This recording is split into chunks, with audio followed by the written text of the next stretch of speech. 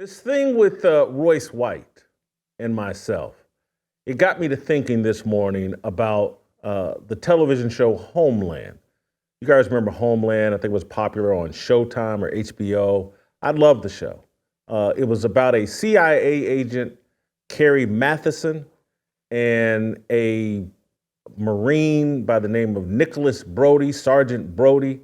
That's what the first couple of 2 or 3 seasons were about.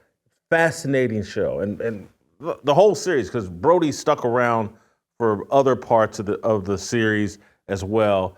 But it reminds me of, and I'm to make this analogy, I got to compare myself to a woman, but it's just like I'm Carrie Bradshaw of the CIA, trying to warn conservatives, people in the Republican Party, people in the MAGA movement, like, hey, I think Sergeant Brody might be working for Nasser. Who was the guy they had as the Al Qaeda guy?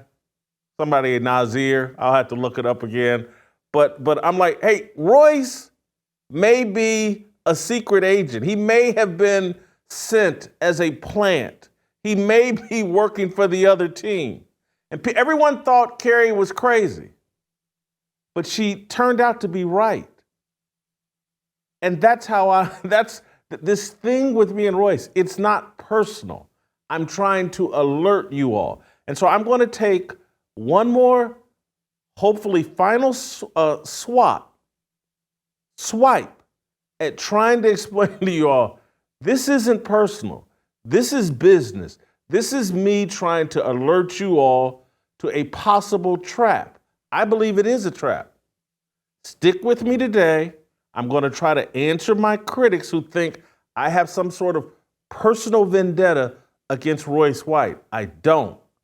I'm just going to accurately portray what was revealed to me by Royce White about Royce White. I'll do it today.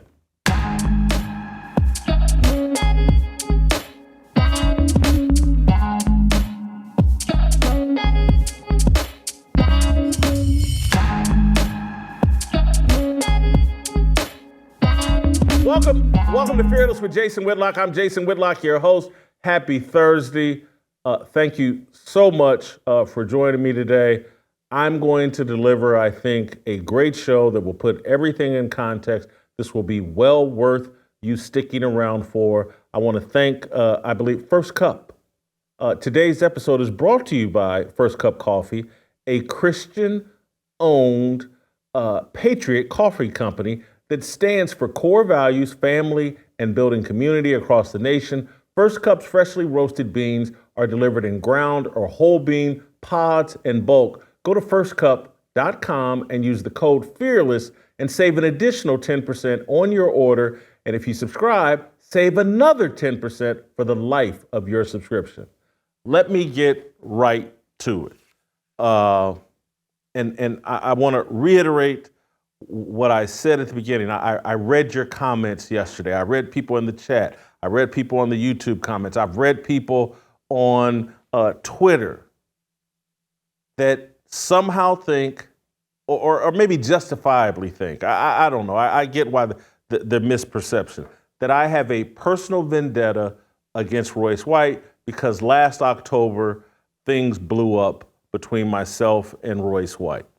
And now that Royce White has won the nomination, he's won the Republican primary in Minnesota, and he is the Republican nominee for the Senate in Minnesota, going up against Amy Klobuchar.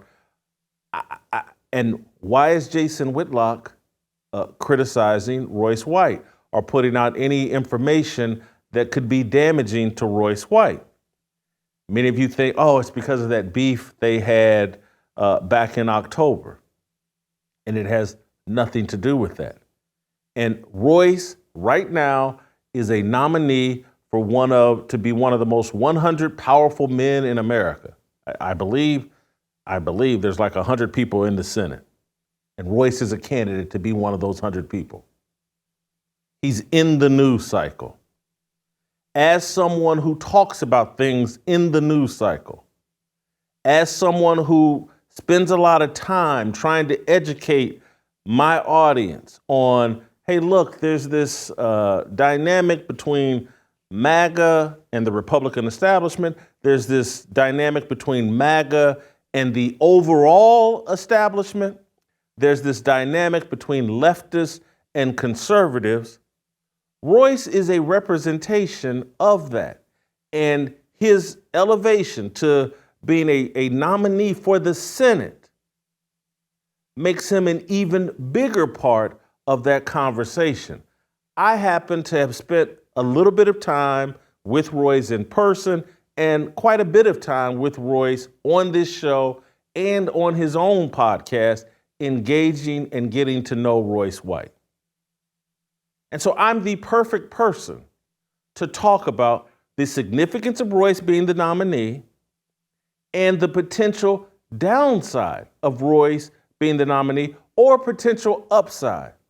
And at the moment, and probably since October, I've been pretty concerned about whoa, there's more downside than upside. The scales came off my eyes at the conclusion of me and Royce's personal relationship last October.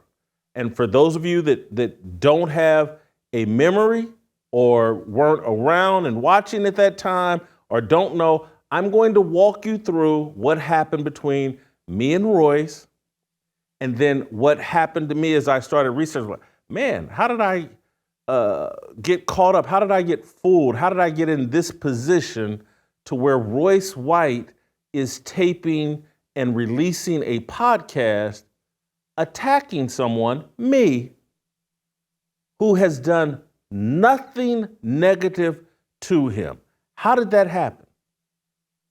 I believe it was on October 26th when he released this podcast, episode 119. Please call him Dear Jason Whitlock, and I believe he mentions Mark Levin. It's something about the debate between he and Mark Levin. Yeah.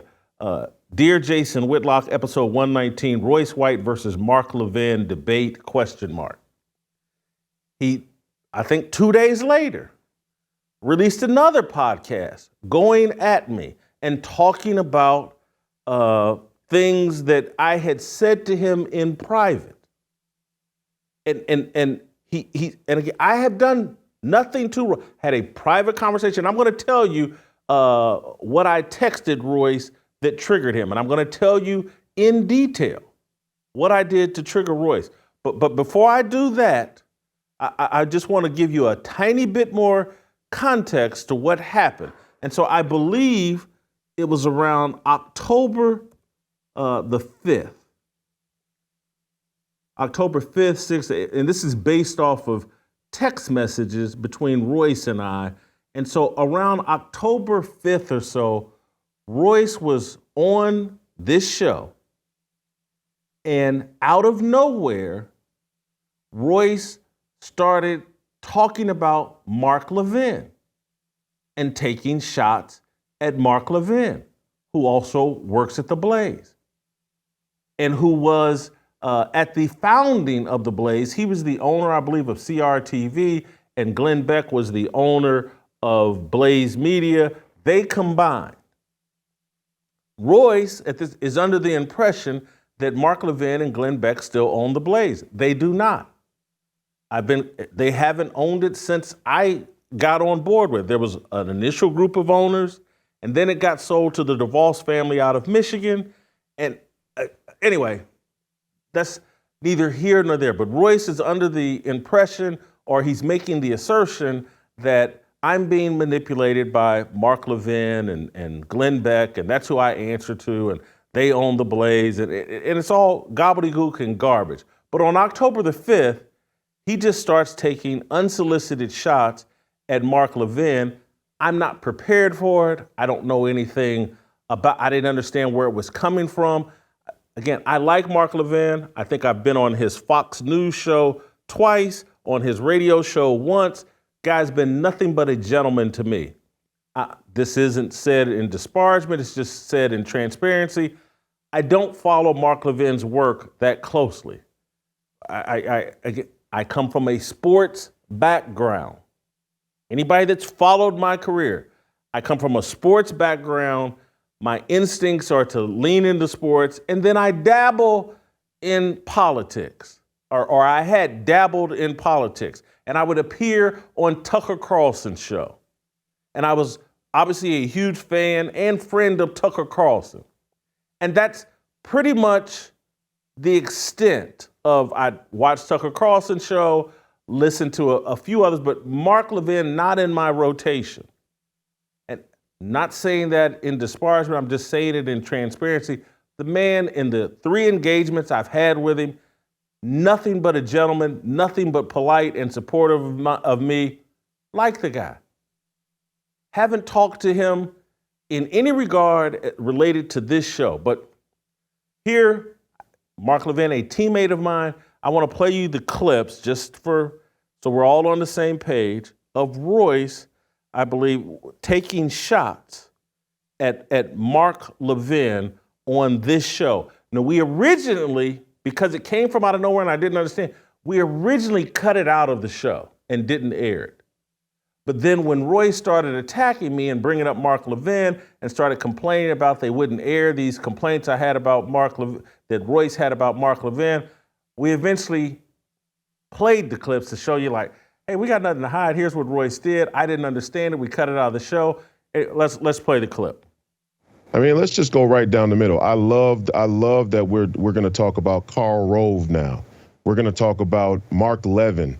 These people are absolute rhinos. Every time they look at how silly Mark Levin is. I mean, this man is touted as having served the American people in a great way. Royce, you put me in a tough spot, but go ahead. Okay. You put me. Go ahead. Well, Mark Levin wants to come out in public and say that Matt Gaetz voted with the Democrats. Matt Gaetz didn't vote with the Democrats. Matt Gaetz brought the motion to vacate. They voted with him. These are the people who've always been in on it. Karl Rove, asshole. Mark Levin, always been an asshole. Hey. Let me point you.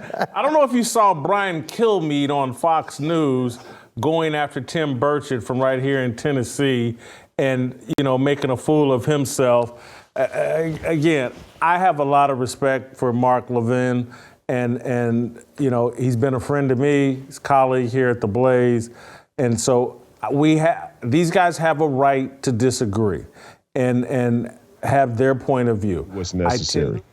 Your boy Mark Levin is not Tom Hagen. He's Tessio. And there's a bunch of Tessios, and they're all showing their face right now. Come on, don't laugh. I'm being serious. Brian Kilmeade is Tessio. Go ahead, Royce. Brian Kilmeade is Don Barzini. No, actually, Rupert Murdoch is Don Barzini. Your boy Levin is Tessio. Your boy Kilmeade, he's Carlo. Hey, Royce. He's Carlo. Let that be your last Mark Levin reference. We heard you the first 10 times. Now, be as truthful as you want to be, but please. I'm just trying to tell you the God's honest truth. These people who have come out, this is not a casual thing. So that's me in real time reacting to something I wasn't prepared for.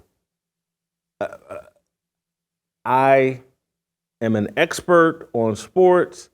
I'm playing catch up in politics. And all these insiders and all these people and what they say. So when Royce is bringing this up about Mark Levin, I'm not prepared for it. I wasn't anticipating it. No one had told me, he hadn't shared that he somehow he was going to bring Mark Levin into this conversation. And all I'm sitting there is going, well, hold on, man. This is a guy who has been nothing but a gentleman to me, shared his platform with me and promoted me to his audience. I'm not even aware of what Royce is talking about in terms of his criticism. And then all of a sudden, then it turns into name calling and he's an asshole. And I'm like, and so I'm laughing it off initially because I don't know where this is coming from. And TJ Moe was on the show and we're both kind of laughing. So I tell, hey, Royce, cut it out, man. This is a teammate. I don't know where you're coming from. Cut it out. And so eventually, when the show was over, I said, you know what? Let's just cut all that out because it's confusing. It's not a good look. I'm not taking not letting a guest come on and take these kind of pot shots at a teammate and someone that's been nothing but good to me. That's on October 5th. That's on October 5th. We circle back to Royce, I believe on October 24th, maybe? Yeah, I think it's October 24th.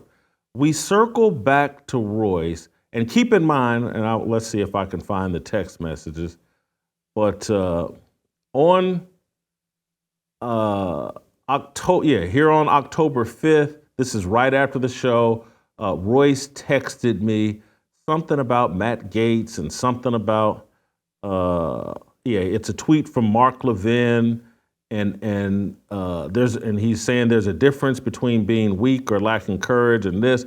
I didn't know you knew the guy, and I text back, he works for the Blaze.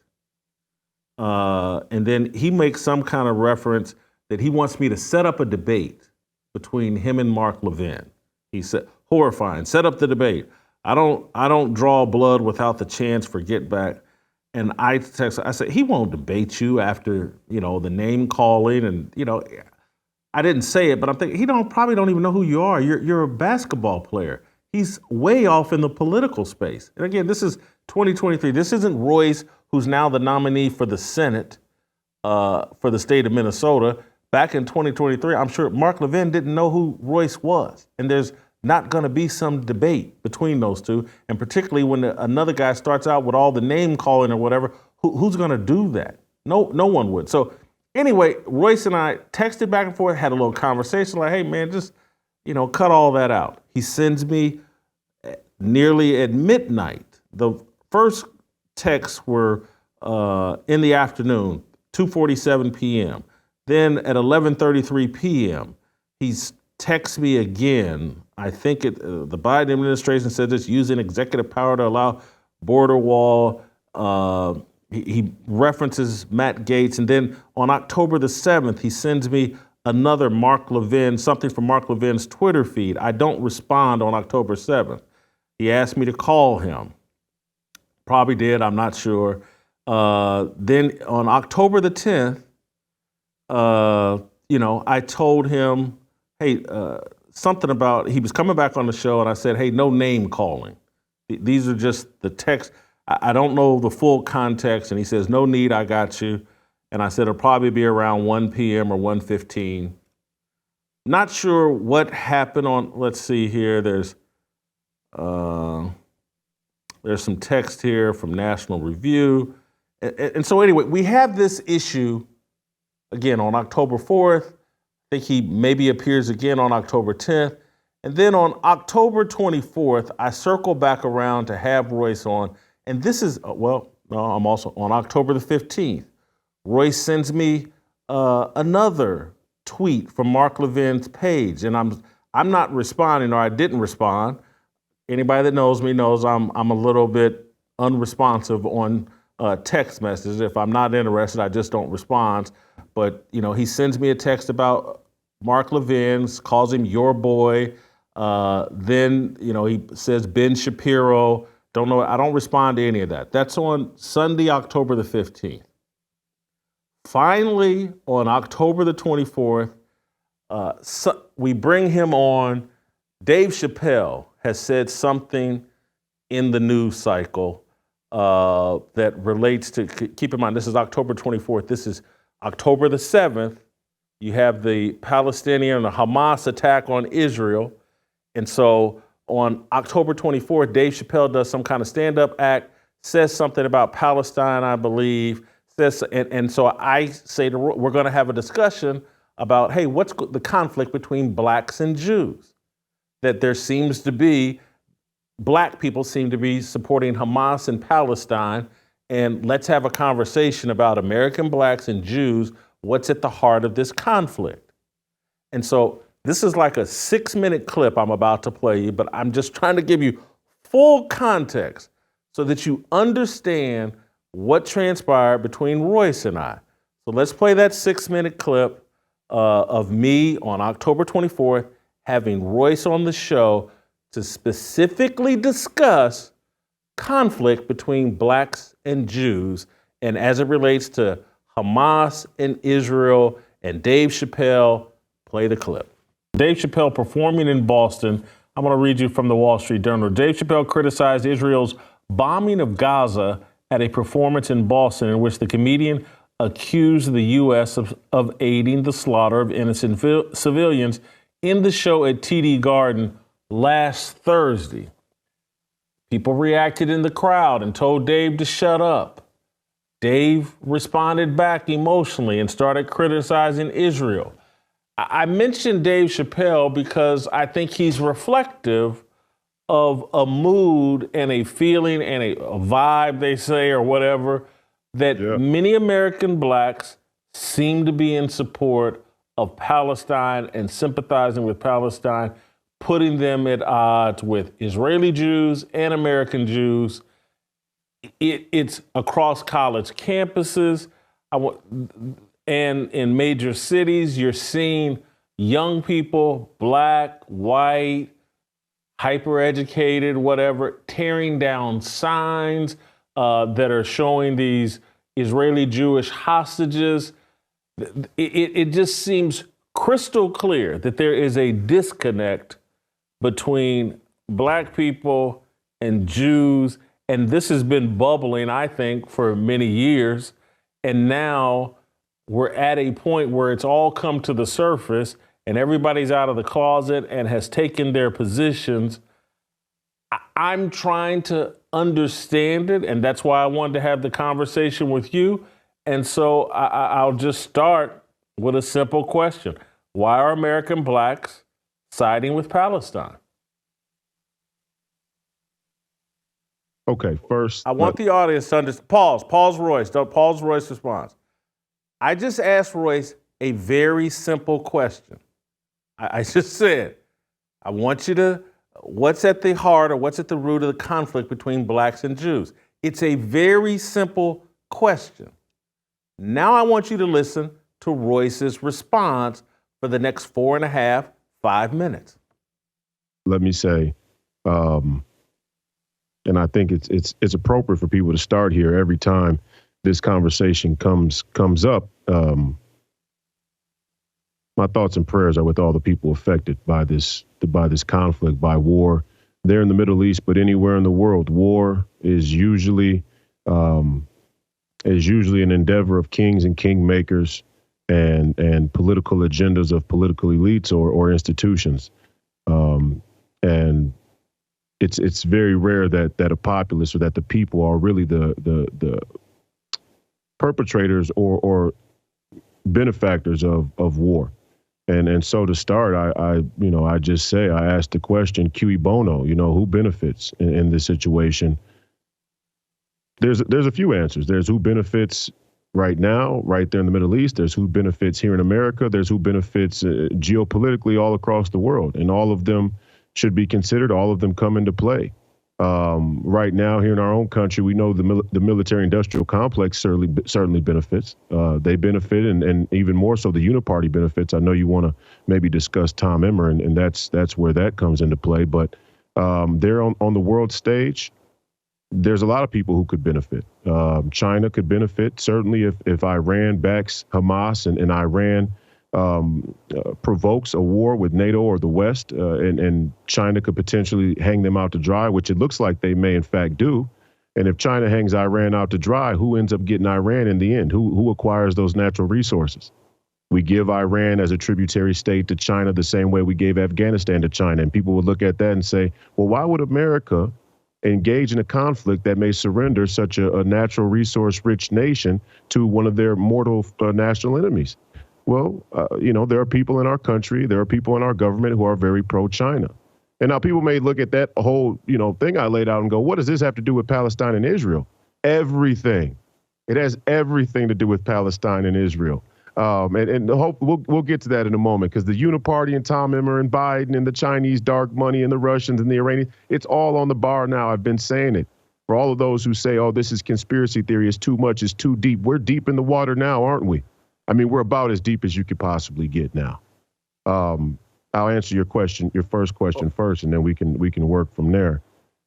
The Marxists, the communists, the intellectual academic from the universities, academics from the universities, this entire leftist BLM movement, they're wave riders.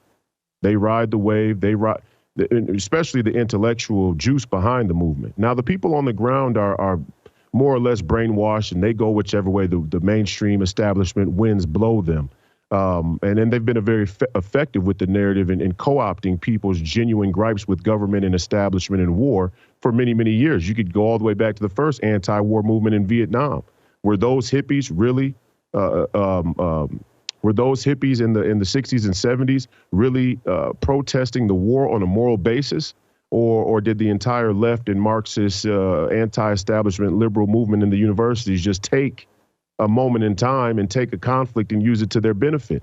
They've been doing that this entire time. And so Palestine, for many, represents what would seem like the party line on a white European colonial history. And so, you know, it's easy for them to line up with Palestine. They don't care about the Palestinians. They don't care about the Jews. They don't care about people dying from war. They don't care about any of it. It's all theater, in my opinion. That was Royce's response to a simple question. What's at the root of the conflict between blacks and Jews here in America? And maybe what he's talking about is at the root, but it was impossible for me to understand the connection because it wasn't explained to me in that way. And so I was thinking like, now I know Royce and deal with Royce and have a better chance of understanding what Royce is trying to unpack than the rest of the audience at large. And so I was like, if I don't get it, the audience doesn't get it. And this has been a consistent issue with Royce that I would politely discuss with him from time to time. And so before I read you what I texted Royce that set all of this discord into motion, I want to give you this additional piece of context. Royce White, when he would come on this show, would honestly and transparently say, hey, Jason, I appreciate you lending me your platform because no one else will. Everyone has defined me as crazy. That's why I called my show, Please Call Me Crazy. And no one wants to hear from me, and they've all tried to silence me. But you, Jason, have given me a platform. I'm not saying that to hold that over Royce's head. I'm saying that to say Royce was in agreement and consistently saying on this show that, hey, Jason, you've supported me. And I haven't tried to muzzle Royce. I'm a risk taker. And because there is tiny scrapes of liberalism do-gooder in me. And there's a sincere belief about, I know how stupid I used to be and how many problems I caused for people that had good intentions for me. I think about my college football coaches and the problems that I caused them and how they were patient with me and gave me time to grow up and dealt with my ignorance. Americans are hurting. Healthcare costs are out of control, and we know insurance companies don't have the answer. But now, LAASY Health is here to shake things up. That's LAASY, L-A-A-S-Y. LAASY Health isn't health insurance. It's access to the health care you want without all the red tape, restrictions, and inflated costs. Coverage starts at just $30 a month. You get transparent pricing, comprehensive coverage, tailored to your needs, and access to healthcare services without breaking the bank. There are no annual or lifetime caps on services, and you can start a plan anytime. For only $30 a month, you get over 400 prescription medications for free. Free, unlimited virtual mental health counseling. Free, 24/7 virtual urgent care. Lab tests up to 60% off. Imaging tests up to 75% off. And over 50% off procedures and surgeries. You can even get plans with vision and dental, primary care, and comprehensive health share coverage. People are saving thousands on everything from MRI scans to ER visits, hospitalizations, and more. And here's the real bonus. High blood pressure, high cholesterol, and diabetes aren't considered pre-existing conditions as long as you haven't been hospitalized in the 12 months before you enroll. LAASY Health is a game changer. Check out affordable plans that put you in control of your health care at healthylink.com/fearless. For a limited time, get your first month free. That's up to $100 off eligible plans. So get healthy, be healthy, and stay healthy without breaking the bank at healthylink.com/fearless. And so I'm like, boy, if someone wasn't patient with me, when I think about Andy Graham at the Bloomington Herald-Times, Bob Hamill at the Bloomington Herald-Times, Rex Kurtz and Lynn Hauser at the Bloomington Herald-Times, when I get there and I'm writing at a high school senior level, and these guys were patient with me and gave me a chance. When I think about Bob Zaltzberg, the editor at the Bloomington Herald-Times, who gave me the chance when others wouldn't. I wrote every newspaper in the country looking for a job, and upon graduating from college, and only one newspaper would give me a chance. $5 an hour, part-time, Jason, we'll let you work here at the Bloomington Herald-Times. So appreciative of them and the chance they took on me that I turn around as an adult, and now that I have opportunities to give non-traditional candidates or people that have been written off a chance, that's what I do, because I sit there and think, if someone didn't have that mentality with me, I would have never had the success that I've had. And so if you look at where I sometimes get myself into trouble, taking chances on people from non-traditional backgrounds who have some dirt on their shoulder or on their resume. And so, I would, there's a guy on Twitter, Curtis Schoon or whatever, that was used to be involved in criminal activity and once was accused of murdering Jam Master Jay. I found the guy smart and clever over Twitter, and so I gave him a chance, and I supported him in terms of pushing people to follow his Twitter feed, agreeing to appear on a podcast, politicking that he was doing. Untraditional person for me to be associated with, but I found him smart. I found him clever. It's like, I'll take this chance. Blew up in my face. Did nothing wrong to this person. He spent 3 or 4 years trashing me over Twitter because eventually I was like, nah, I'm gonna move on. Doesn't fit what I'm doing now. I moved on. He spent 3, 4, 5 years now trashing me. It happens. I can think of other examples of people. Uncle Jimmy the guy was, and I love Uncle Jimmy, a great friend of mine. He's working at a jail. He was working at a jail in Kansas for years. Uncle Jimmy, and I'm not saying this disparagingly because I'm not very smart, but Uncle Jimmy was not the smartest tool in the shed. He was not an honor roll student in high school. He had no qualifications to be on TV. But I took a chance on him.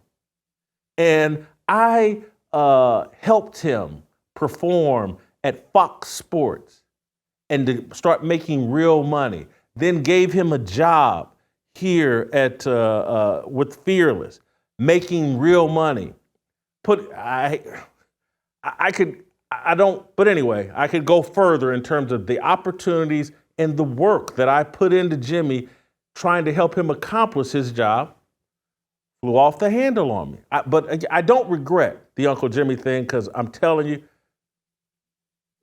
to the best of his ability, he tried. And I don't regret it, but flew off the handle on me, and when I was like, Jim, this ain't working out, flew off the handle on me. I could go on and on and on with just people, non-traditional people, took a chance on because it's in my nature. Someone took a chance on me. That's why I took a chance on Royce. There was a lot of negative things said about Royce, and I could have just read the headlines and trusted the headlines, trusted the stories. But I was like, Royce is smart. He's, there's some upside here. He's a former basketball player. Let me take a chance on Royce White. Blew up in my face. Fine. It blew up in my face. So that's the context. Here's what I texted Royce after that appearance on the show, and the rest of it was just as, in my view, confusing, hard to follow. It's something I've been having soft conversations with Royce about like, hey man, this is how you should unpack things. Start small, go big, don't always. Here's the text that I sent to Royce on October 25th. Royce, I'm your biggest fan. Bannon, I'm talking about Steve Bannon, is your biggest supporter, but you're limiting your viability on my show because you refuse to shoot layups. You're shooting step-back threes and 360 dunks. I wanted to have a simple discussion about the conflict between blacks and Jews. You went way too global. You might be right, but most of the audience isn't versed enough to follow your argument. I wasn't. You are well-intentioned and on the right side, but yesterday, flat out, did not work. You should study Alex Jones. He's well ahead of the conversation, but he recognizes where the audience is and unpacks things to reach them where they're at. It's not about dumbing down. It's about a methodical, deliberate process to educate the audience. Effective communication starts hyper-local and goes global. You start out in the galaxy and then try to bring it back to the local. It's ineffective and distracting. People get lost in the galaxy and never make it back home. The conversation should have started with Jewish funding of the NAACP and Jews having the high-ranking positions at the foundation of the NAACP. Then we should have talked about the entertainment industry and what has transpired with Kanye, Dave Chappelle, and Kyrie Irving. And then you end with connecting it to larger global issues. My conclusion is you're bored by layups and you will never shoot them, or you will shoot them while letting the audience know you think it's a waste of time to talk at their elementary level. It's off-putting. It's too angry. It's not good for my show or audience. It directly contradicts my approach to broadcasting and audience building. You're limiting your playing time for me. That's what I shared with Royce White. And I shared it because I support Royce White and I believed in Royce White and I wanted to give him constructive criticism that would make him more valuable to this show. Royce, and we went back and forth with a few more texts. He said nothing disrespectful, but he wanted to argue and back and forth. And it's like, I'm sitting there like, man, I'm 57 or whatever I was at that time. I've been doing this for 30 some odd years. Royce, you're a basketball player. You're bright, but as a broadcaster, you have things to learn. Again, this isn't what I texted back, but this is what I'm thinking. And then I eventually just texted, hey, respectfully, I'm uninterested in debate. We will agree to disagree. That's what I texted back. He sent some more stuff. And I ended up saying, Royce, you're not always right. I brought you on to talk about Jews and blacks, not sports, because one of his critiques is, if you guys want to focus more on sports for clicks, I get it. But you're one of the most important voices out there. And so I'm arguing back like, hey, Royce, I didn't bring you on to talk sports. I brought you on to talk about the conflict between Jews and blacks. No one is looking for cheap clicks. Don't be a baby. We agree to disagree. You don't have a bigger fan than me. Get your ego out of the discussion. I'm working on today's show. Take a few days to marinate on my feedback and circle back. He immediately circles back. with other things. He's just going to his text after I'm not responding. Then he's not, and he's sent more and more. He looks like he sent me maybe 5, 6 texts that I don't respond to. And then finally, I say, Royce, I would never argue with you about how you raise your kids or treat your wife. Unfortunately, I'm married to my media career. You're trying to convince me, I say him, but I meant me, convince me how to treat my wife and kids. It's a foolish endeavor. It's the wrong look. Your stubbornness and arrogance are your weakness. We all have weaknesses. Drop this topic. He sends a few more texts. Now I've read you all of my responses over text. These are all said with the intention of just, hey, Royce, just take a couple of days, think about it. Here's my feedback. Here's the way I want to run my show. Here's what I would like for you to do. Make yourself more valuable. That's all of that's coming from. I'm not trying to be disrespectful in any way. That's on October 25th. On October 26th, Royce has got a 2-hour podcast. And again, these are private texts. None of this is public. This is me talking to a friend and someone who works on this show, who I have tried to support, tried to be very supportive of, not just on camera, off camera. I shared with you all some things yesterday about the kind of support that I was willing to provide Royce. And it just, I'm just like, holy cow. I turn on October 26th and I'm public enemy number 1. I'm going to play you a small excerpt from, I think Royce ended up doing 2 or 3 shows attacking me. But I'm going to play you just a small excerpt of Royce and the kind of inference that he was making about me and why I was like, holy cow. And he referenced the private text messages and all this other stuff in his response. But let's play this clip of Royce attacking me and why I'm like, okay, I'm out. Oh my goodness, the intuition about Jason from black people who say, you spend a lot of time talking about black people. You sure spend a lot of time talking about black people, and we don't necessarily like the overall spirit of it. I mean, you may say some things that are true, but we don't like the spirit of it. Something seems off and don't get me wrong. This is a common tactic of the black bourgeoisie to claim that any black person who has any criticism of what black people in America do are working for the enemy. Well, if we want to thwart that, if we want to debunk that, we sure as hell better not be working for the fucking enemy. And in this case, I don't know if it's Mark Levin's influence on you directly, if it's Mark Levin's influence in a more tacit way, or if it's you. Wake up and recognize the strings that are attached to you, whether you know it or not. Baby food for black people for Mark Levin. Baby food for black folks. Baby food for black folks while the white folks watch. So Royce and I have had a private text message exchange with me giving him feedback on how he can be better on the show.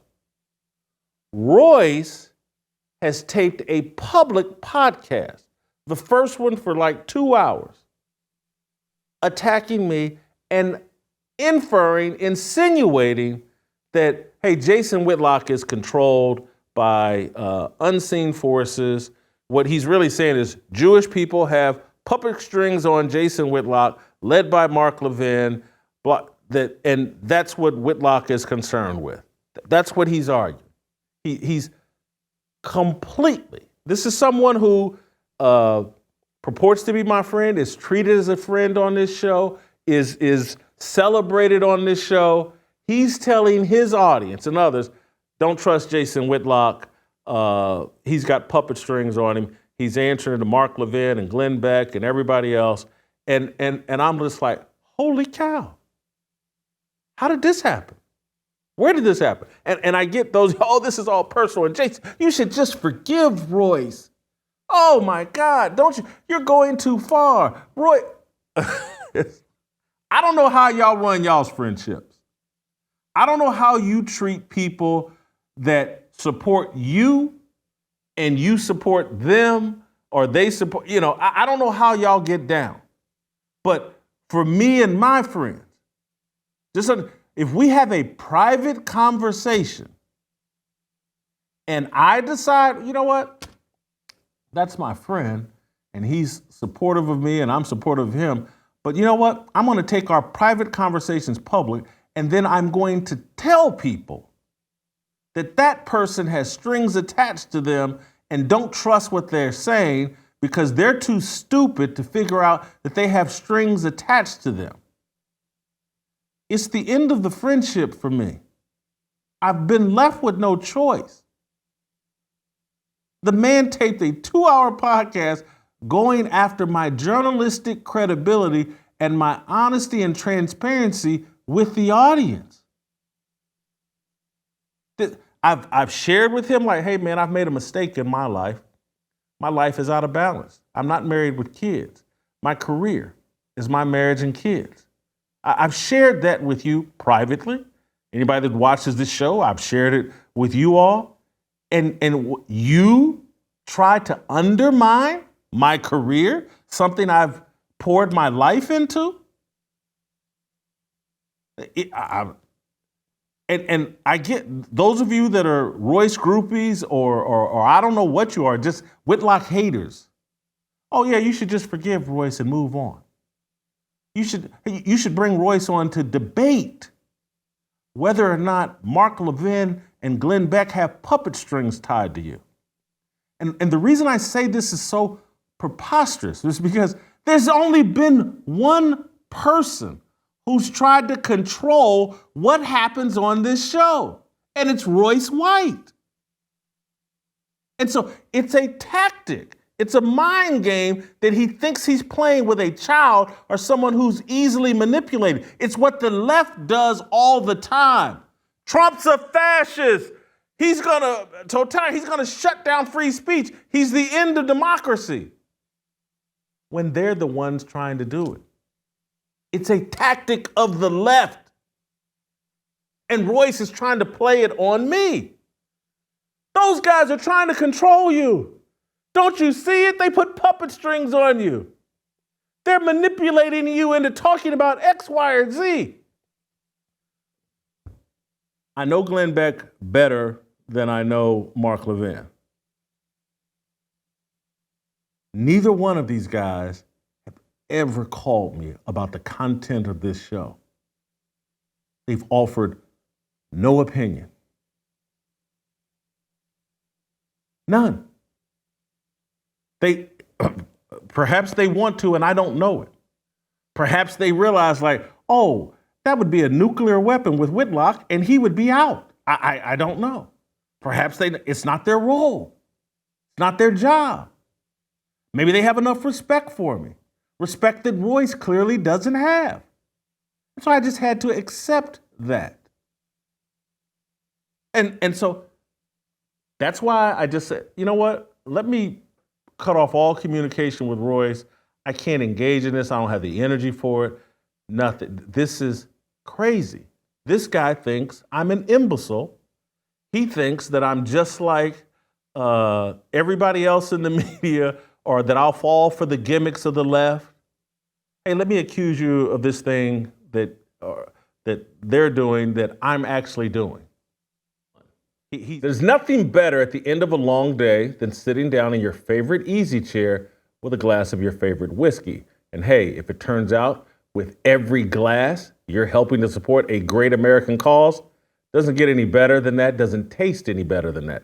It's time to chart your own course with Flying Ace whiskeys from Craft Co. Inspired by generations of American aviators and proudly made right here in the United States, Flying Ace is not only making amazing whiskeys, they're also committed to supporting our brave troops and their families through their partnership with Folds of Honor. They're providing scholarships to families of America's fallen or disabled, and these scholarships allow families to begin to chart their own new course after experiencing great sacrifice. Flying Ace whiskeys are proud because they're American made, and they're American proud because they're helping to support our heroes and other families. Don't wait around. Today's the day to get your own and see what all the fuss is about. Buy online at flyingacesspirits.com. Use the promo code America to get free shipping. That's Flying Aces, and at the end of the ace, there's an S, and then the word spirits.com. Promo code America for free shipping. He's, again, because part of this show, the 2-hour show, it's all going off about Whitlock needs to quit talking about sports. It's a waste of time. And literally, he thinks I don't hear it for what it is.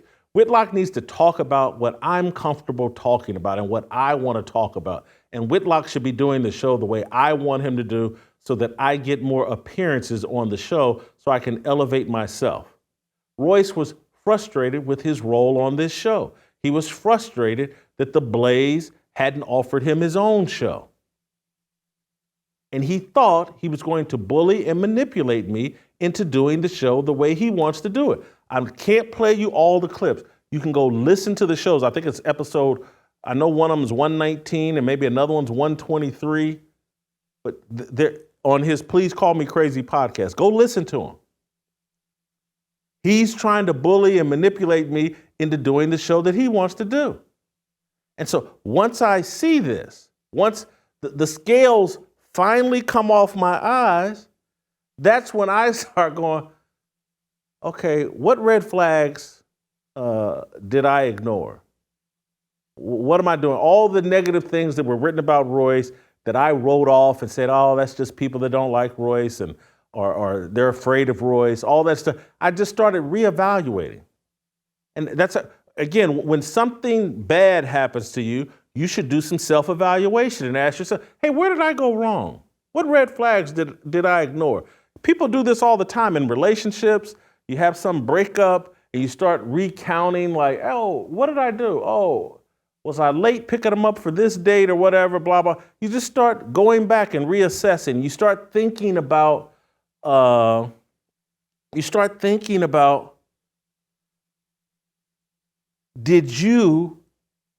you wrong for dismissing the warnings that perhaps your friends said, hey man, that girl don't really like you. Oh, that girl still likes X, Y, and Z. She's still banging so-and-so. Did you ignore all those red flags and make a fool of yourself? And so that's what I had to do with Royce White. And so as I sat and started evaluating, I started, someone told me, and this is what happened. I was like, someone told me that Royce voted for Joe Biden and Kamala Harris in 2020. And this is literally because someone did. I blew it off. I was like, no way, not Royce White. I didn't take it seriously. And then I did the homework and found the tweets. And I'm like, holy cow.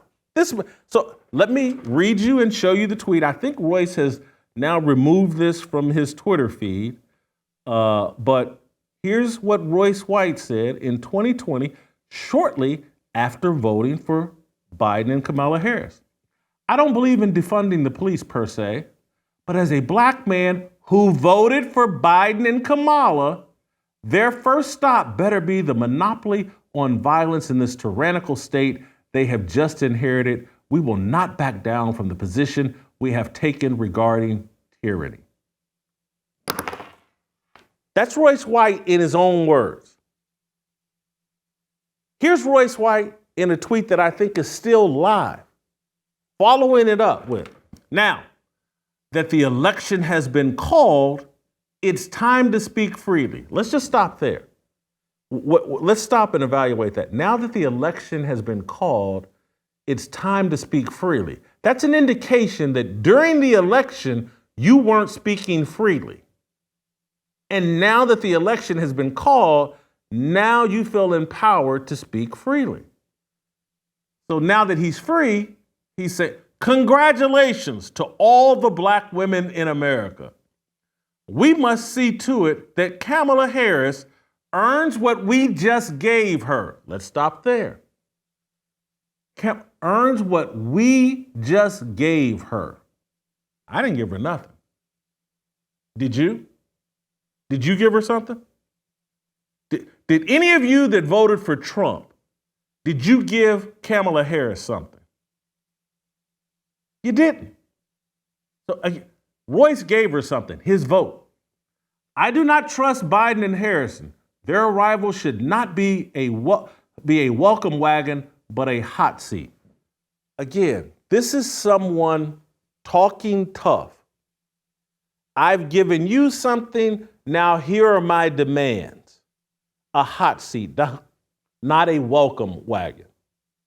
This is someone who had expectations when Biden and Harris get in office, there's something for me. Let's put you on the hot seat.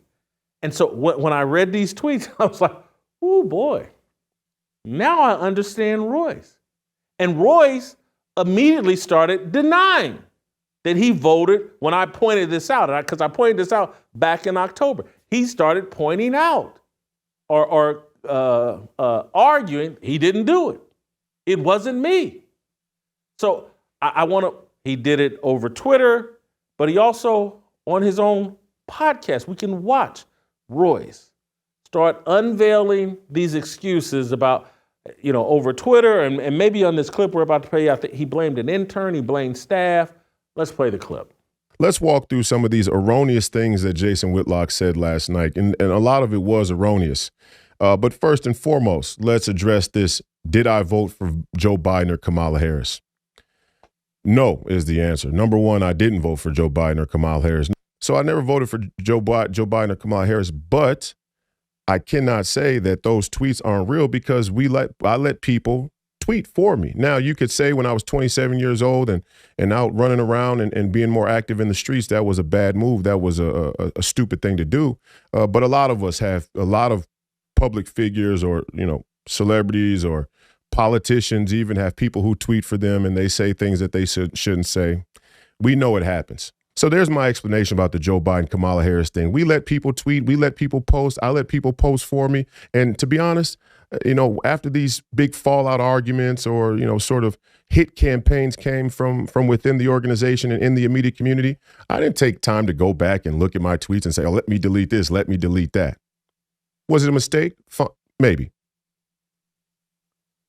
So Royce White, at the age of 27 in 2020, he had staff and interns, people he was letting control his Twitter feed.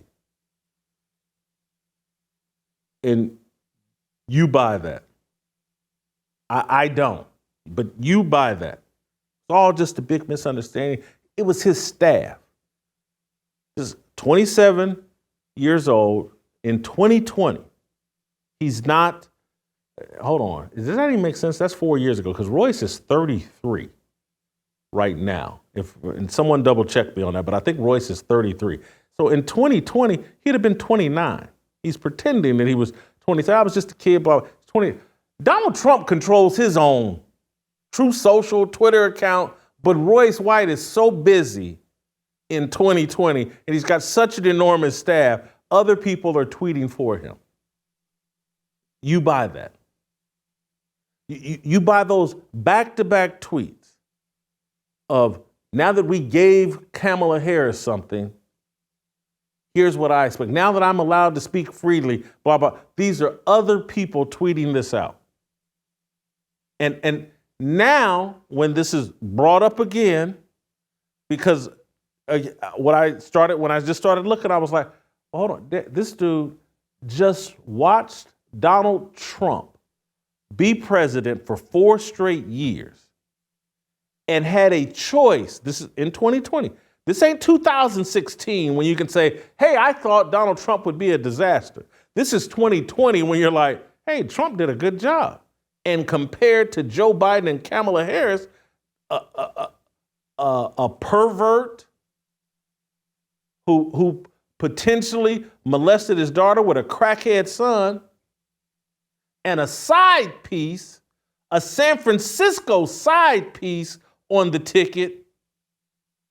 You voted for Harris and Biden over Trump?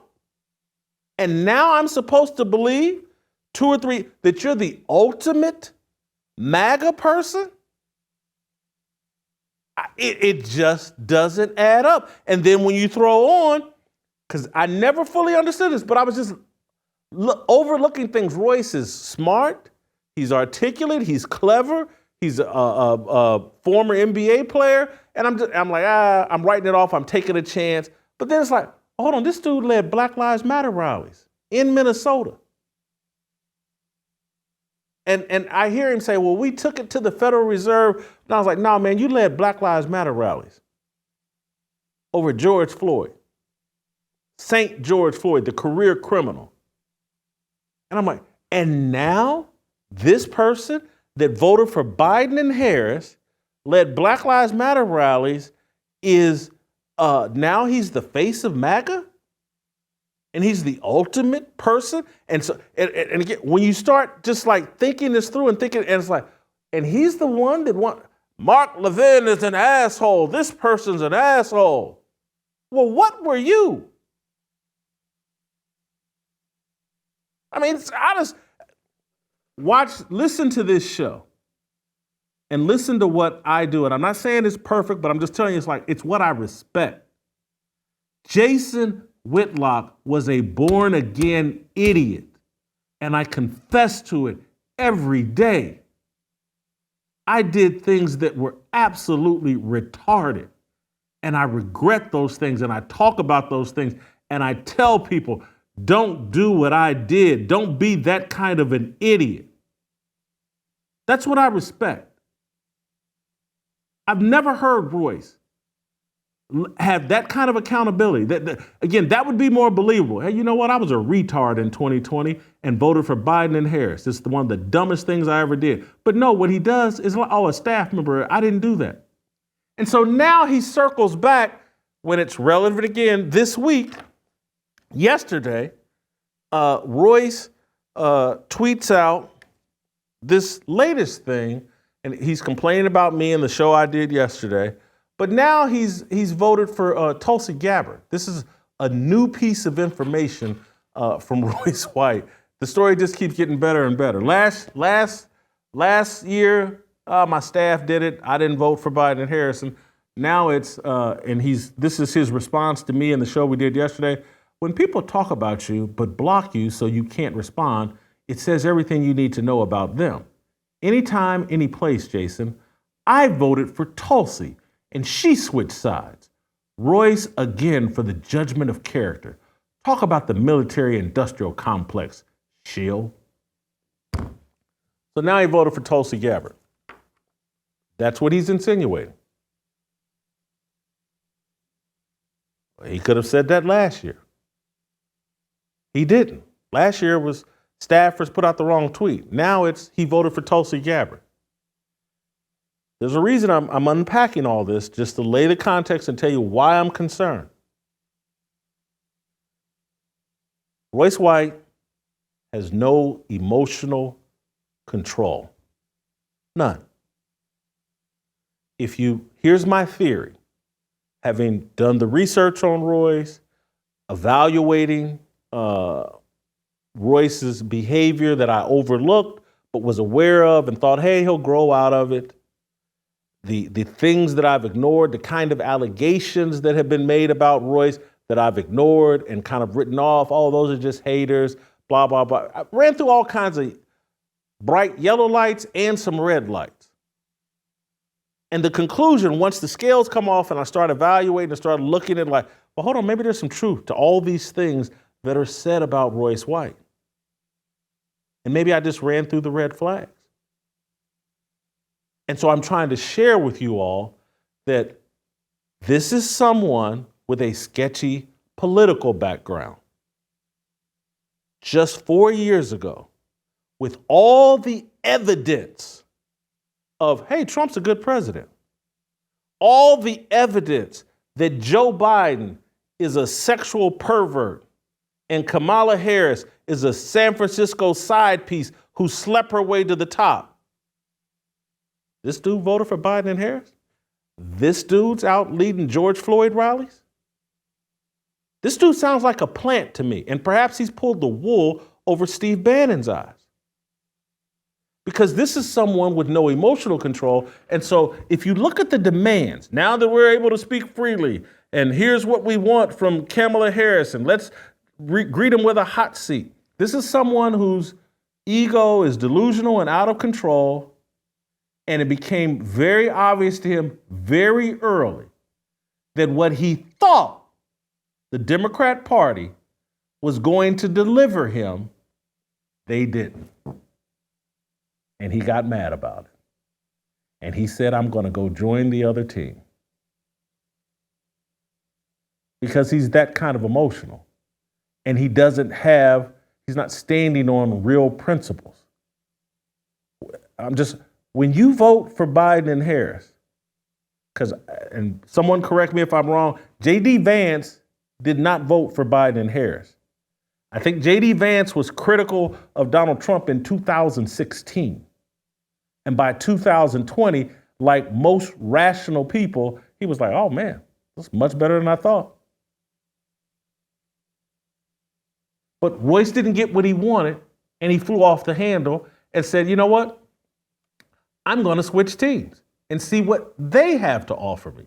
Because perhaps the Democrats, like, hey, Royce, just like good leftists do, once they're done exploiting a useful idiot, they discard them.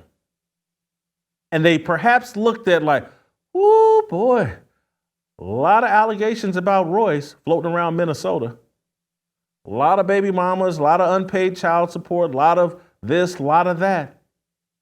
When we check with the NBA and get their scouting report, because all their operatives, the Democrat Party's in bed with the NBA and these sports leagues, and they're like, whoo, boy, this guy here, these anxiety issues make him emotional and irrational. And so they said, nah, we can't give it to you, Royce. And so he switches teams. And so, yeah, we'll run you for political office. We'll support you. My contention is it's a mistake, because once Jason Whitlock, once I was like, hey, Royce, here's a bunch of support I'm going to put you on this platform. I know no one likes you. I'm going to take the chance. I'm going to support and back you. Once I gave Royce the tiny bit of feedback and said, hey, man, I wish you'd do things this way. Hey, you're really interfering with being on my show more frequently because you're not doing things the way that I want to. And once it became clear to him, like, I wasn't going to turn this show over to the Royce White show, what did he do? He switched teams. I'm anti-Jason Whitlock. Let me tape a 2-hour podcast and unload on this guy and try to convince his audience that Jason Whitlock has puppet strings on him. This is what emotional people do. And they're dangerous. They can't be counted on. They're unreliable. They blow up in your face. And so those of you in the conservative MAGA movement, Royce and his lack of emotional control, and I'm not going to go too far off into this, but I do want to say to Royce, I talked to Shamika this morning. Or did I talk to her last night? This morning, last night, both, I think. Royce called Shamika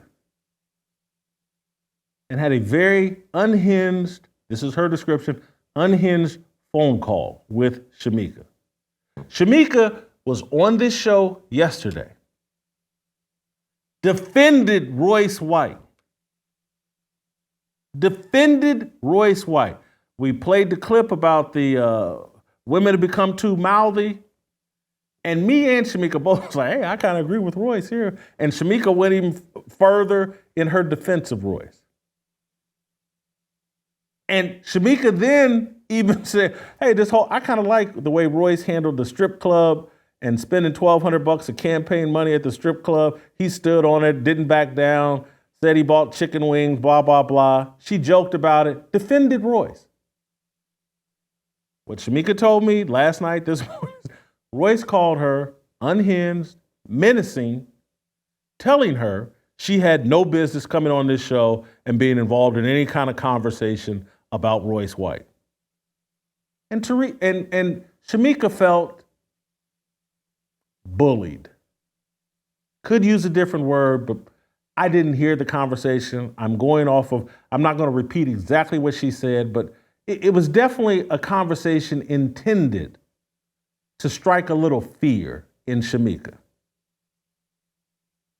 That's Royce White with a woman he knows a tiny bit, has no emotional connection to. That's Royce White. This is what I'm talking about, a lack of emotional control with a woman he doesn't really know. So just extrapolate. That's how he behaves with someone he doesn't really know. Do the math. Now I'm going to play you, and people, I can't believe you're doing this. He set the ground rules. I've blocked his phones. I don't want to hear from Royce. I don't want to engage with Royce. Royce is toxic, and I don't want to be involved in it. So I've blocked him on Twitter, blocked his cell phones. He called me last night or this morning, I can't remember, from a different phone number so he could get through. He did the podcast in October, talking about private conversations, ended the friendship. And so the reason I'm going to play this voicemail from Royce is he's any other politician. If Ted Cruz or AOC or Nancy Pelosi or Maxine Waters or Josh Hawley, if they called me and left this voice message, I would play it. I would say, wow, look at this politician, and this is how they behave, and this is how they interact with people that criticize them. So I'm going to play you the voicemail message that Royce left me. Judge for yourself. You still carrying water, huh? You still carrying water, shilling for the military industrial. Hey, tell Mark Levin and Glenn Beck I said what's up, and stop carrying water. You running around like a little bitch. You know you ain't even built like that. I don't know why you even want to play around with me. You can't go around the kiddie pool with me. You already on your own show saying that I'm much deeper and more intelligent than you. Don't make me start pulling those clips. You don't even want to go there with me. You work on your impulse issues, work on your eating issues. Make sure that you get yourself down to a weight that's well below the average BMI body mass index. Make sure you get yourself healthy before you want to go around the arena with somebody like me. Make sure that you get yourself right first, man. For real. You know, the stuff you mentioned it's not even factual. That's how far out over your skis you are. And then you block me. And good thing I found your number down here. I'm talking to you. I'm going to talk to you the way I want to talk to you, the way that nobody else around you talk to you. You can hang out with a bunch of yes men all you want to. That's fine. But the reality of the situation is everybody who watches your show long enough might take their politics with French fries. They might like the politics with the kitty floaties on and the kiddie pool. They might accept that. But the reality is you would never be able to represent the American people because everybody knows deep down you're going to do it for the money. You in it for the money. That's why you selling your audience baby food. You do baby food politics. That's what you do on your show. You do Stephen A. Smith, Deion Sanders, baby food politics. Over here on Please Call Me Crazy, Royce White for Senate, we do big boy politics. We do real politics. We do military industrial complex. So, and I didn't cut it short. That's how it ended. That's Royce White, and it's revealing on several levels. One, obviously he knows he's being taped, and so he can only go so far, and he's choosing his words carefully, and he's, trying to make inferences without putting something on tape that would be actionable. So it is what it played the tape for Shamika, and her description is like, oh no, he sounds calm and rational compared to how he was talking to her when it wasn't speaking to a voicemail, he was talking to her. I want to, as it relates, I'm not going to leave it there. I'm trying to paint a picture for you in terms of how this blows up in your face as a MAGA person, as a Republican person, as someone who would like to see less of a Democrat, less of a leftist influence in American politics. What is the key voting demographic that Donald Trump needs to reach? Suburban white women, suburban women. And so what would be a great tool to be able to say, like, hey, if you vote MAGA, these are the types of people they're platforming. People with all kinds of verifiable issues that are paint them as misogynistic. And look, I can be painted as misogynistic based on the things I say. I believe in the patriarchy. I don't believe in matriarchal rule, but you ain't gonna get me on tape. And there won't be anybody that can call and tell you, man, Jason Whitlock called me and was making veiled threats or menacing calls or trying to bully me into this or that. I have too much emotional control for that. Royce doesn't. And so there's a reason why they've leaned into this. Hey, he said on Steve Bannon's show, women have gotten too mouthy. And trust me, when you're in bed with the Democrats the way you were in 2020, they've done the homework on you. The people in Minnesota, where you're based, they know the problems you have around Minnesota. And so anytime they want to unleash that information, those allegations, no different than, it's much different, but no different how they did Brett Kavanaugh this way. They did Clarence Thomas this way. They did Donald Trump this way. Luckily for them, it was all bogus BS. But for Royce, someone with this little emotional control. And so there's a reason, like I'm saying, hey, I want some distance, and I'm advising you all, get some distance. Because this thing could potentially blow up in MAGA's face, in the Republican Party's face. This is I can see a commercial. This is what Donald Trump and the MAGA people, ladies, this is the type of politician they want. This is the type of politician they empowered. That's the only purpose I can see Royce playing at this point. I don't think he has a chance in hell of beating Amy Klobuchar. And so it makes me, and this is why I started off talking about Homeland and Sergeant Brody and Carrie Mathison. And it's just like a long play. How do we get someone in position who can severely damage the conservative MAGA movement with embarrassing activity that we can use to paint a picture to say, this is the future they want. These are the types of people they want in power. That will play, and trust me, there's a side to the MAGA argument, obviously. Like, look at this San Francisco side piece hole that they put in the White House.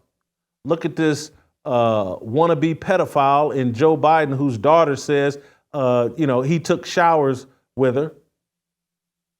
But those are things that are talked about in our little neck of the media woods on the conservative side. On these MSNBC, CNN, and even Fox News, their side of the argument. That's what gets played in the mainstream media and gets to talk to the suburban women that the MAGA crowd, Donald Trump, needs to break his way.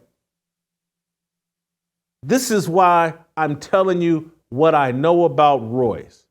It's not personal. He's a political candidate. He has the potential to undermine the brand of MAGA. He has the potential to be used against the MAGA movement. And I'm just saying, be careful. Because his behavior, as revealed to me, my interactions, and when I just start walking through the things that I overlooked, here was a man that would get on this show and say repeatedly, the NBA, it had nothing to do with me flying. The NBA just had it in for me, and I was making them deal with mental health issues. And I'm sitting here knowing, having witnessed firsthand, like, hey, this guy's afraid to fly. I got to rent this man a car for him, his wife, and 2 kids to take a 3-day drive back to Minnesota. He's calling me from Dallas. I'm talking about, I got a buddy that's going to fly in from Minneapolis. I need you to rent him a car so he can drive me to New York. I'm like, this guy is afraid to fly. And if again, he's making these calls, if he was doing this with the NBA, it's like, and I'm allowing him to come on our show, this show, and say, no, I have no problems with flying. That's not what the problem was with the NBA. This isn't personal. This is about avoiding a mishap. I'm not telling you to vote for Amy Klobuchar. I'm not. She's a Democrat. They're pro-pedophilia. They're pro-drag queens shaking their penises in front of kids. They're pro-killing babies in the womb. I'm not on their team. But what I am is smart enough to see she's going to win regardless. How can Royce be used to damage our team, your team? Protect yourself. Don't get caught up in Royce White. I made that mistake. It blew up in my face. I'm trying to tell you, like I said, hey, I used to hang out in strip clubs. Hey, I blew off, mistreated, dealt with arrogantly women who were worthy of marriage, who God sent my way. Hey, don't make that mistake. This is what I do every day on this show, or try to do. Walk you through the mistakes that I made and try to advise you, hey, learn from my mistake. That's all I'm doing here. This isn't personal. It's consistent with what we do on this show all the time. I'm no different, and this is why I make the Homeland analogy of Carrie Mathison ran around and people thought she was a nut job, and she was a nut. And so maybe I'm a nut, but my instincts are good. And I'm right here. I don't see any upside. All I see is downside as it relates to Royce White and his contest with Amy Klobuchar. I don't have any advice. People are asking, hey, so if you were a Minnesota voter, well, I'm not a Minnesota voter. I'm not going to tell you who to vote for. And I get there's a binary choice. And I get that Royce says he believes in the positions that we believe in. Says it. But does he really? Or is he just pretending to get in power or to expand his platform? Is he being used? Is he being positioned, manipulated, so that he could potentially embarrass Donald Trump, MAGA crowd, Republican Party? Have I, and someone get in my ear or text me, have I unpacked all of this, all that I said that I wanted to unpack? Have I left anything untold that I referenced? There was one other thing I wanted to play. I think this, in my view, it enhances my point, like, hey, this isn't personal. Last week, because Royce is smart, and I've given him credit for being smart. Last week, I was talking about the Federal Reserve and was giving Royce credit for opening my eyes and being ahead of that conversation and crediting him with that. Royce tomorrow may do something that I agree with, and I'll come on this show and say it. This morning, I saw Patrick Bet-David said something that I agreed with, and I tweeted it out and said, hey, this is great from Patrick Bet-David. That's me. I want to just refresh your memory for those of you all that are unaware. Just last week, here I am giving Royce White credit for being smart. And I'm going to be completely transparent with you all. Completely transparent. Royce White, he was right. There were things Royce White was saying on this show for years that I did not fully grasp. His talking about the Federal Reserve and just how evil and dangerous central banking is and was. I didn't fully grasp it. I do now. It's been a process, a learning curve that I hope you all have been on. And I don't want anyone to hear this and think, hey, Royce is coming back on the show, because he's not. Royce is someone that's dead to me because he's so unethical, and talking about some private conversation he and I had on a podcast is just a bridge too far. But because I'm the most transparent and honest person that I know, and I'm sure there's people more transparent and honest than me, but I'm going to keep it real with you. The dude was right about the Federal Reserve. That's me. It's, and I'm sorry if I've hurt Royce's feelings, and those of you that like Royce, I'm sorry if I hurt your feelings. If I were to give Royce any advice, what I would love to see from Royce, just some transparency, some honesty. Hey, you know what? I lost my cool, and I need to work on controlling my emotions. Calling Shamika, terrible mistake. Airing Jason Whitlock out last October when the guy had did nothing but support me. That's a lack of impulse control. That's a lack of emotional control. Hey, this Royce keeps talking about this baby food that I'm serving up. Hey, you know what? If Jason wants to serve baby food to an audience that needs baby food, hey, he can do that. That's his show. He's built a 30-plus year career.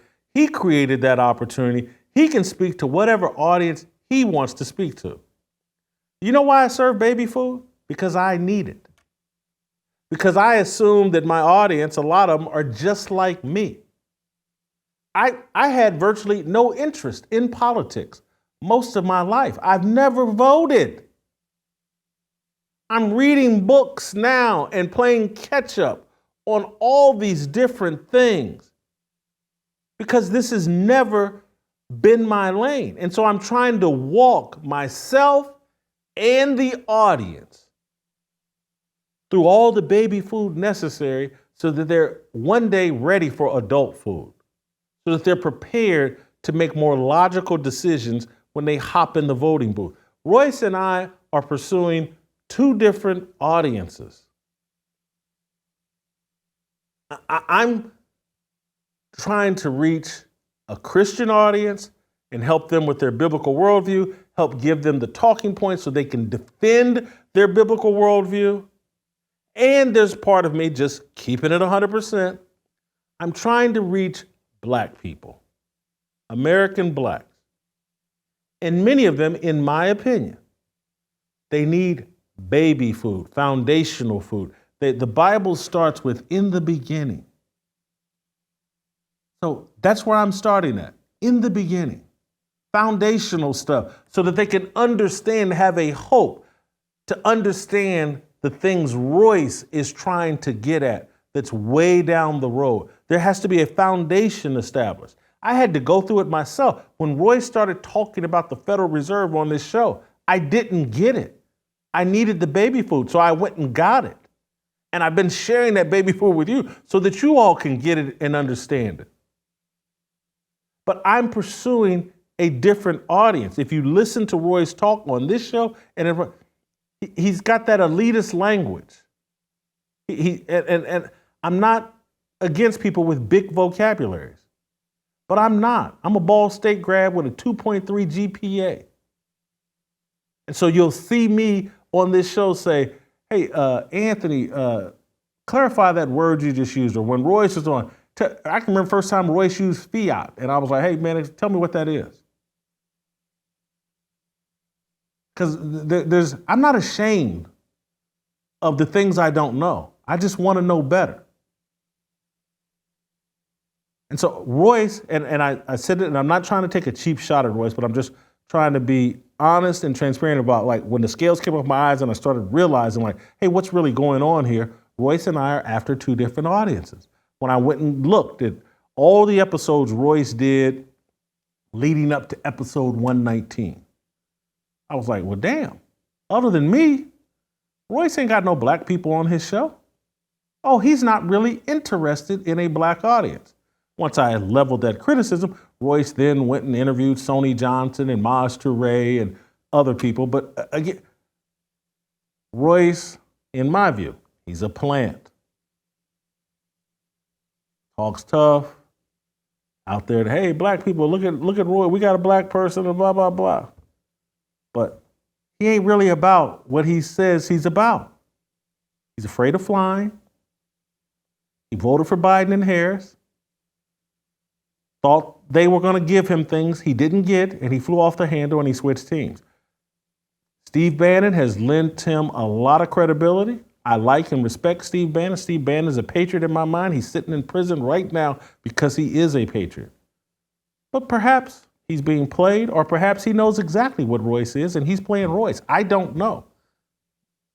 Have less interest in trying to figure it out. I just know I don't want to be involved, and I'm telling you to be careful. Someone with this kind of emotional control issue, not just limited to me and Shamika in this show, and that type of emotional control issue can be thrown up by women. He's going up against a woman.